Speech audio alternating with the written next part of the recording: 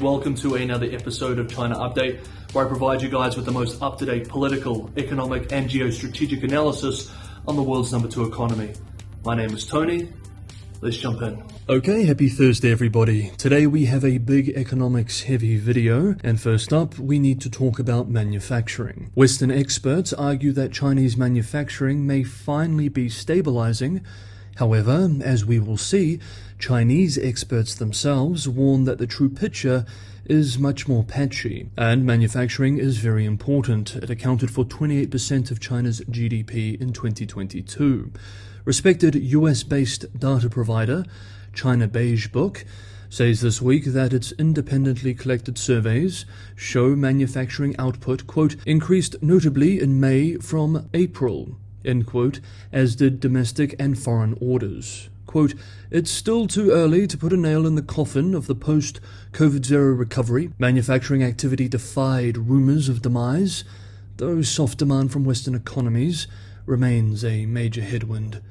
End quote. China Beige Book's data was based on a survey of about 1,000 Chinese businesses conducted from May 18th through 25th. Economists and analysts will be watching the soon-to-be-published May data closely. Indeed, some of it, as we will see, has already been published. A very poor April undermined many hopes of a strong post-COVID recovery, with analysts fearing that if the bad performance continues into May and June, it would force Beijing to once again turn to even more debt-fueled and unsustainable stimulus. Some early manufacturing data is providing some reason for hope, according to a few US banks, who are already resounding the bullish trumpets. For example, Goldman Sachs China economist has pointed to a May uptick in China's emerging industries purchasing managers index as a good sign, and recently Robin Xing, chief China economist at Morgan Stanley, expressed, quote, I would see recent April data weakness as merely a hiccup, end quote. And anecdotally we have this, quote, my friends in manufacturing have told me that while the first 4 months were abysmal, they saw a strong pickup in orders in late April and May. We might finally start to get good economic data out of China. End quote. However, Chinese analysts themselves remain much more cautious. Today, Thursday, Chinese financial media outlet Caixin published its China General Manufacturing Purchasing Managers Index, PMI, which it says gives an independent snapshot of the country's manufacturing sector. According to the PMI, in the month of May, China's manufacturing sector ticked up to 50.9 from 49.5 the previous month. We remember that a reading below 50 indicates a contraction in activity. However, Wang Zhe, a senior economist at Caixin Insight Group, which puts the index together, says that despite the return to growth in manufacturing, the country is facing a patchy recovery. Quote, market supply and demand improved significantly, and businesses purchased more raw materials and stepped up replenishing their inventories. In contrast, the job market shrank, prices plunged, and manufacturers grew less optimistic about the future. The divergence points to the fact that current economic growth lacks internal drive and that market entities lack sufficient confidence. The government must prioritize stabilizing employment, increasing income, and bolstering expectations through proactive fiscal policy. End quote. Other China-based analysts share these concerns. Quote, the sharper contraction in the official manufacturing PMI suggests that the risk of a downward spiral, especially in the manufacturing sector, is becoming more real. We expect the official manufacturing PMI to remain in the contraction zone in June, mainly weighed on by strong headwinds from a structural property slump, a deepening global manufacturing downturn, and worsening geopolitical tensions.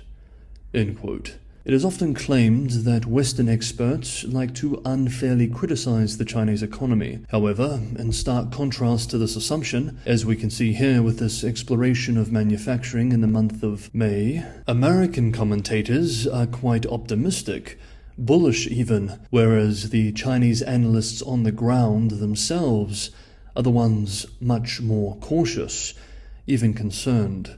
And, in a strange twist, the most pessimistic manufacturing outlook is coming from official government data itself. Yesterday, Wednesday, the National Bureau of Statistics published the official Manufacturing Purchasing Managers Index for May, which found that not only did manufacturing contract in May, but that it fell at a much faster rate in May than it did in April. According to the official numbers, the PMI index fell to 48.8, the lowest reading since December 2022, and weaker than the median estimate of 49.5 in a Bloomberg survey of economists. A non-manufacturing gauge of activity in the services and construction sectors slid to 54.5 from 56.4 in the previous month, also below Bloomberg expectations. The measure of the services sector dropped to 53.8 from 55.1 in April, and the index of the construction industry fell to 58.2 from 63.9 in the previous month. The official data are thus very mixed and patchy. Quote, China may be headed to a K-shaped recovery, with uneven rebound of manufacturing and non-manufacturing activities in the near term. Sluggish domestic demand could weigh on China's sustainable growth if there are no efficient and effective policy moves to engineer a broad-based recovery. End quote. Okay, that is manufacturing. Next up, we need to talk about the latest data for another critical sector of the Chinese economy, housing. For those of you who believe you should be subscribed, recently a lot of regular viewers have told me that YouTube has unsubscribed them. If you think you should be subscribed, it may be worth checking now. If you're getting some value from today's episode, don't forget to hit that like button. And as always, anyone who can go the extra mile and help me keep the channel financially sustainable, Patreon and Buy Me a Coffee links are in the description below. Whether it's liking, subscribing, financial support, sharing, or just watching these episodes, as always, thank you so much, everybody, for the ongoing support. Finally, for today, we need to look at housing performance for the month of May. Unfortunately, preliminary numbers suggest that the situation is not particularly good, with housing sales slowing in May following a brief rebound, a trend likely greatly frustrating to policymakers. According to preliminary data from the China Real Estate Information Corp, the value of new home sales by the 100 biggest real estate developers rose 6.7% to just shy of $500 billion RMB, $68.3 billion year on year. This may sound pretty good, but we need to remember that a year ago, sales collapsed due to national lockdowns, including that of the city of Shanghai. This year-on-year 6.7% increase compares with gains of more than 29% in March and April. Indeed, in May, the value of new home sales plunged 14.3% when measured month on month. Quote, China's property sector has avoided collapse but remains a major financial risk to the economy. Signs of weakness are emerging in the residential market after sales and prices rebounded briefly following a historic year-and-a-half slump. End quote. U.S. financial media outlet Bloomberg writes today that high-frequency indicators in recent weeks show momentum in home purchases is fizzling despite Beijing's efforts to prop up the market. This week, Chen Wenjing, Associate Research Director at China Index Holdings, told clients in a special note, quote, the housing market in most cities has become lackluster since April as the release of pent-up demand for home purchases came to an end. End quote. If viewers will forgive me expressing my personal opinion for a moment, and this is just my personal opinion, I still believe that China will officially reach its target of over 5% growth this year. It's too politically important to fail to reach this target. However, if these data, which we've looked at today, continue, it does look like much of the growth this year will be unhealthy growth, and the economic system which Beijing will need to reform as it moves into 2024 will remain very ill. Quote, the basic picture from the main data was one of regression. Despite signs of steadier activity, though, the sector is still sick. End quote. Okay, that is today's episode of China Update.